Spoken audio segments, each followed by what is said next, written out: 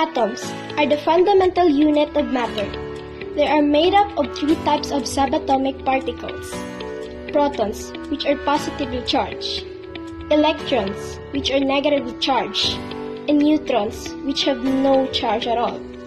Protons and neutrons are located in the nucleus at the center of the atom, while the electrons orbits the nucleus.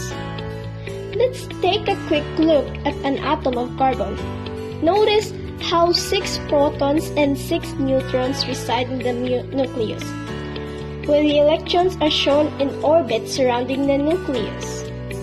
The number of protons identifies the element. All carbon has 6 protons and therefore 6 electrons. However, there may be minor variations in the number of neutrons in atoms of an element. These variations are called isotopes. It's difficult to show the exact location of an electron. This is because electrons have almost no mass and orbit the nucleus of the atom at incredible speeds. Therefore, their precise location at any given moment can't be determined. For this reason, electrons are often shown as a negatively charged cloud around the nucleus. However, other diagrams show the electrons are existing in rings or orbits. Orbitals are often used to illustrate the number of electrons at different energy states surrounding the nucleus. This is important because only the electrons at the highest energy states or outermost orbital participate in chemical reactions.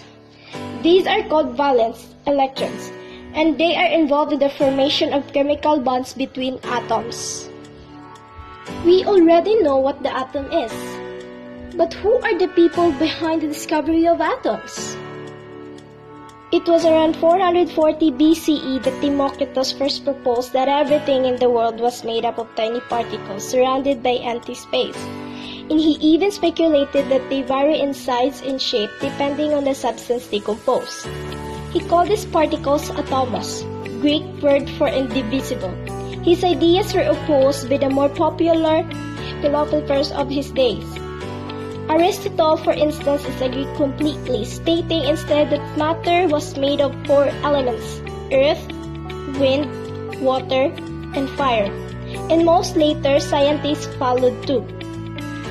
Atoms would remain all but forgotten until 1808, when a teacher named John Dalton sought to challenge Aristotle's theory. Whereas Democritus' atomism had been purely theoretical, Dalton showed that common substances always broke down into same elements in the same proportions. He concluded that the various compounds were a combination of atoms of different elements, each of a particular size and mass, that could neither be created nor destroyed. Though he received many honors of his work as a Quaker, Dalton lived modestly until the end of his days. Atomic theory was now accepted by the scientific community, but the next major advancement would not come until nearly a century later, with the physician J.J. Thomson's 1897 discovery of the electron.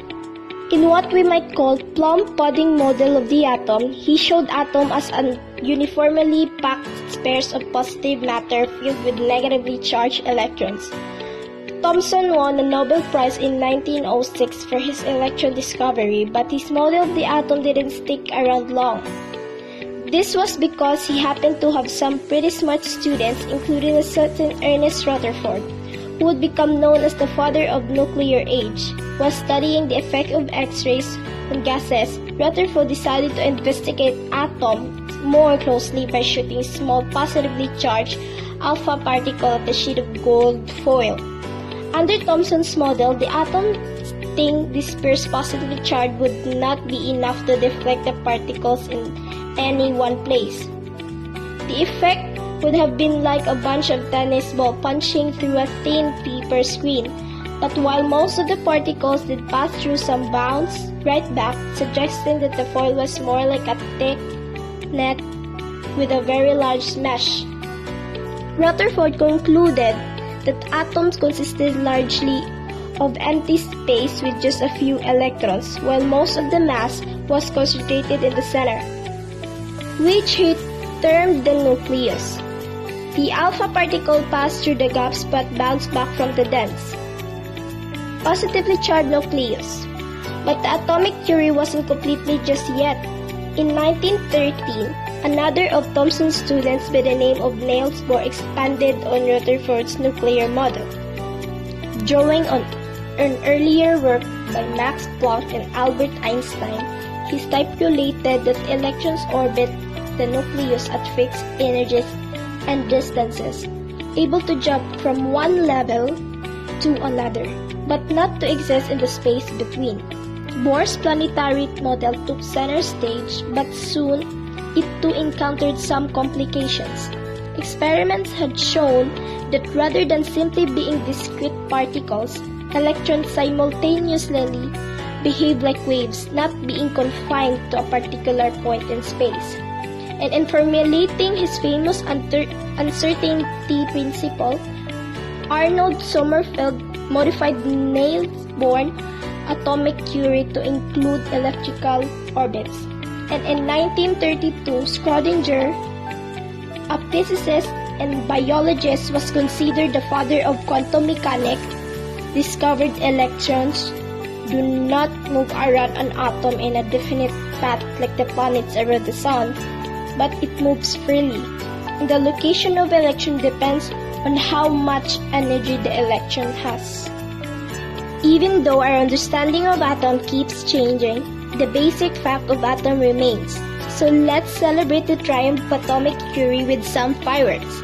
As electrons circling an atom shift between energy levels, they absorb or release energy in the form of specific wavelengths of light, resulting in all the marvelous colors we see.